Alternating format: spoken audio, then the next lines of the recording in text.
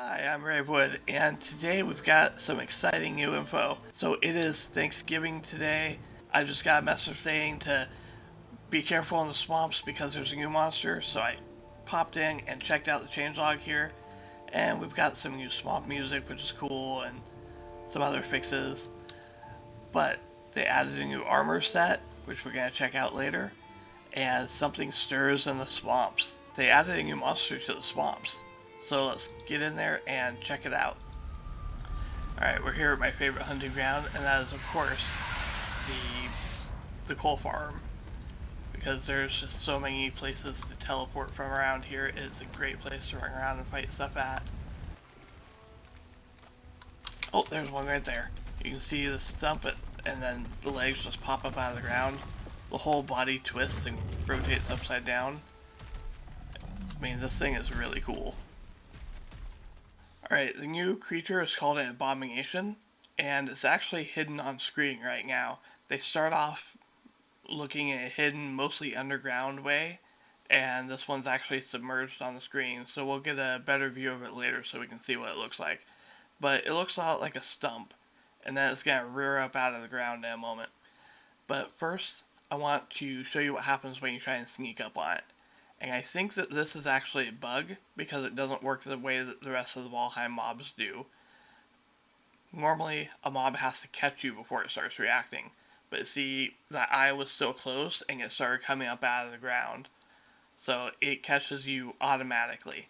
Right now, this is a staggered animation. It just kind of drops down, kind of bobs a little bit. And then this is its ground slam.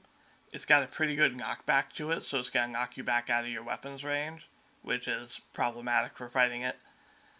And then that right leg there is a sweep. In my fully upgraded silver armor, it does about 10 points of damage, so not terrible at all. You can easily take those hits. Both its right and left leg strikes there take a minute to go off, so you've got plenty of time to get your shield up and block those attacks. And the side strike will often go over top of your head if you're in close to that center stump and just miss you entirely. It also has one more attack where it slams down its center body and has a really big knockback, pushing everything else away. And that one is also really problematic for pushing you out of your combat range. And you can see there that side strike did a tremendous amount of damage to that wooden structure. A fully healed and repaired structure might be able to take 2 hits before it breaks. And we'll take a look later at how it damages stone structures also. You want to use in melee weapons that are slashing like swords and axes because it resists bludgeoning and piercing damage. So arrows and maces, my Frostinger there, do almost no damage to it at all. Now it is very weak to fire, so fire arrows will still do pretty good damage to it. Every tick of the fire damage will do 10 points of damage to it, and that of course stacks up to do even more as you get more fire damage on it. These things also have a curious behavior of they will attack some of the other mobs in the swamp, and I haven't been able to figure out exactly which one it is yet, but it's blobs and or leeches. I also think that they will probably attack surtlings, but there's no surtling vents in the swamp that are accessible. They have quite a few hit points, but as you can see, once you start hitting them, they go down pretty quick. Oh, there we go. That is definitely one of them right there. See that kind of stump looking thing covered in roots? It's got some particle effects coming off of it, and a cloud of kind of like putridness around it. That is absolutely one of the abominations right there. Kind of looks like it's spitting out black ichor as it's just kind of sitting there. One of the abominations popped up right next to my surtling farm, and before I could distract it, it got off a couple of hits on the farm. The damage there on that outer wall was only 2 to 3 hits, and this damage on the floor tiles here was only 1 hit.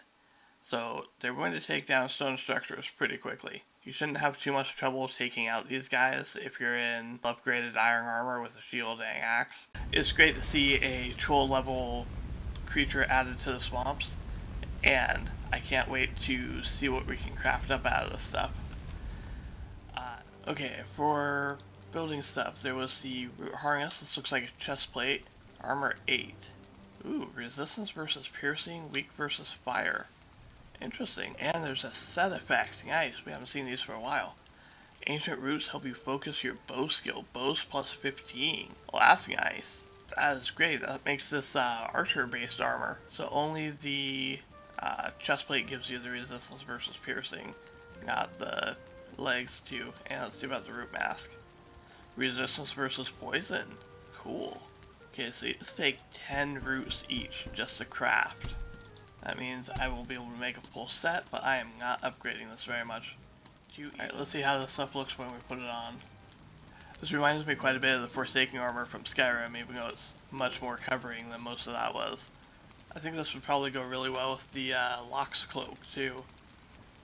The only downside is the roots kind of stick out the back. I hope they fix that, because that's not so cool. Let's see what this actually does to skills. Bows 30 plus 15. Nice. I think that's the first one that actually affects your stats. The troll armor makes you sneakier, but it doesn't actually affect your sneakiness. Alright, let's see what these root trophies look like. Or abomination trophies. Well, that definitely looks like the abomination. Just a bunch of roots wrapped around. This could have some real potential for decorating too. Alright, let's talk about their drops real quick. So, I killed 7 of them, and I got 35 roots total. So that is 5 roots per kill.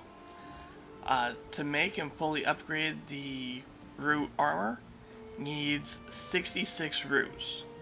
Which means you need to kill 14 of the abominations to be able to make them fully in order to make a fully upgraded set of armor. The trophies, I got 3 of them. I'm pretty sure they are dropping about a 50-50 drop rate, which is pretty good. Definitely I'm not having trouble with collecting them up, and I should get several more for decoration as I continue collecting up roots. One nice benefit of this armor is we're really starting to stack up some resistances here. So we've got poison from the helmet, piercing from the armor, and then frost resistance from the wolf fur or lox fur cloak. So that's 3 of them right there. Downside is you are extra weak versus fire, so be careful on the plains. One other thing to notice is that there's very minimal loss of movement speed from the root armor. So between the 2 pieces of armor, it's only a -4, as where these are -5 each, so it's -10 for wearing copper armor and above. All in all, I absolutely love these abominations, and the root armor has a lot of potential. They're really trying to add in with the Hearth and Home update more weapon options and like combat styles, and this root armor really helps reinforce that. Now, my question is, what would they upgrade next? Or what kind of specialized armor would come out next? Maybe something for spears or polearms? We don't really deal with those a whole lot. But I think maybe some sort of like overland running based light armor would also be a really cool addition to the game.